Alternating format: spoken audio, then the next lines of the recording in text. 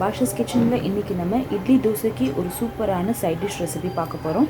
தக்காளி கொச்சு எப்படி செய்யறது அப்படின்றத இந்த வீடியோவில் கூட ஷேர் பண்ணியிருக்கேன். இது இட்லி தோசை ரெண்டுக்குமே ரொம்ப சூப்பராக இருக்கும். எப்படி செய்யறதுன்னு வாங்க பார்க்கலாம்.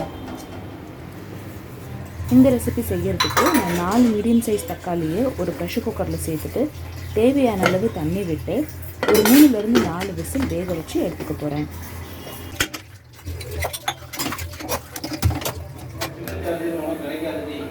இந்த கொச்சு கொஞ்சம் திக்காகிறதுக்கு நம்ம வீட்டில் இருக்கிற இட்லி இல்லை தோசை மாவை எடுத்து அதை தண்ணி ஊற்றி இந்த மாதிரி டைல்யூட் பண்ணி எடுத்து வச்சுக்கோங்க. குழம்பு திக்கன் பண்ணுறதுக்கு கடலை மாவுக்கு பதிலாக இந்த இட்லி பேட்டர் தான் நம்ம யூஸ் பண்ண போகிறோம். இப்போ நம்மளோட தக்காளி நல்லா வெந்துருச்சு. இதை ஒரு பாத்திரத்தில் தனியாக மாற்றி வச்சுருங்க. கொஞ்சம் ஆறட்டும்.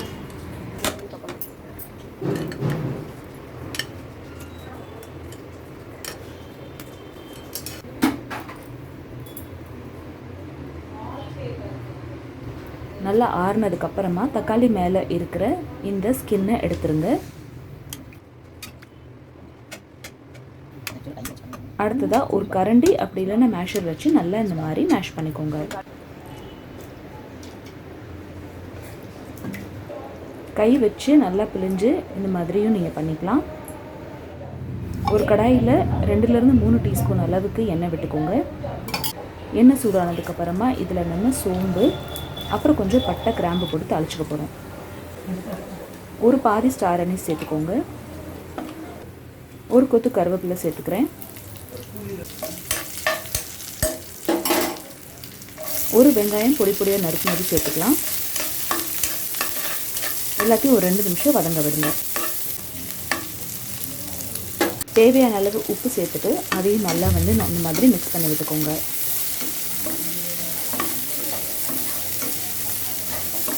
இப்போ இதில் 1 டீஸ்பூன் இஞ்சி பூண்டு பேஸ்ட் சேர்த்துருங்க. அதையும் 2 நிமிஷம் வதங்க விடுங்க. அடுத்ததான் நம்ம மேஷ் பண்ணி எடுத்து வச்சுட்டு இந்த தக்காளியை சேர்த்துருங்க.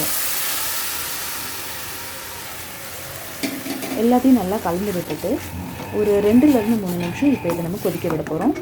கொதிக்க விடுறதுக்கு முன்னாடி உப்பு அப்புறம் மஞ்சள்தூள் சேர்த்துக்கோங்க.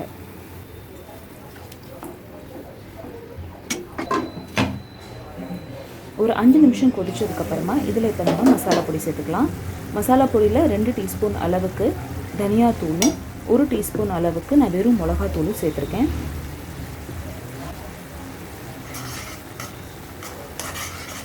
எல்லாத்தையும் நல்லா கலந்து விட்டுக்கலாம். இப்போ இதில் எக்ஸ்ட்ரா தண்ணி ஊற்ற வேண்டாம். நம்ம தக்காளி வேக வச்ச தண்ணி இருக்கும் இல்லையா, அந்த தண்ணியை இதில் நீங்கள் ஊற்றிடுங்க. எல்லாத்தையும் நல்லா கலந்து விட்டுட்டு மசாலாவோட பச்சை வாசனை போகிற வரைக்கும் கொதிக்க விடுங்க. மசாலாவோட பச்சை வாசனை போனதுக்கப்புறம் தான் இதை ஓப்பன் பண்ணிவிட்டு நம்ம எடுத்து வச்சுருக்க இந்த இட்லி பேட்டரை உள்ளே சேர்த்துருங்க. இது நம்ம குழம்பு நல்லா திக்கன் பண்ணுறதுக்காக சேர்க்குறது. உங்களுக்கு இட்லி பேட்டர் பிடிக்கலைன்னா நீங்கள் கடலை மாவும் சேர்த்துக்கலாம். கடலை மாவு சாப்பிட்டா நிறைய பேருக்கு ஒத்துக்காது. அதனால நான் இட்லி மாவு இதில் சேர்த்துருக்கேன். இப்போ இது மறுபடியும் கொதிக்க விடலாம் ஒரு 10 நிமிஷத்துக்கு. 10 நிமிஷம் கொதிச்சதுக்கப்புறமா பாருங்கள், நம்மளோட குழம்பு நல்ல கன்சிஸ்டன்சியில் வந்துடும்.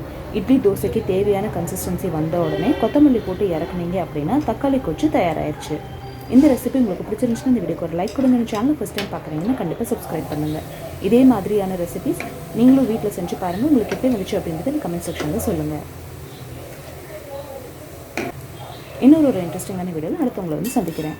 Thank you so much for watching. Bye.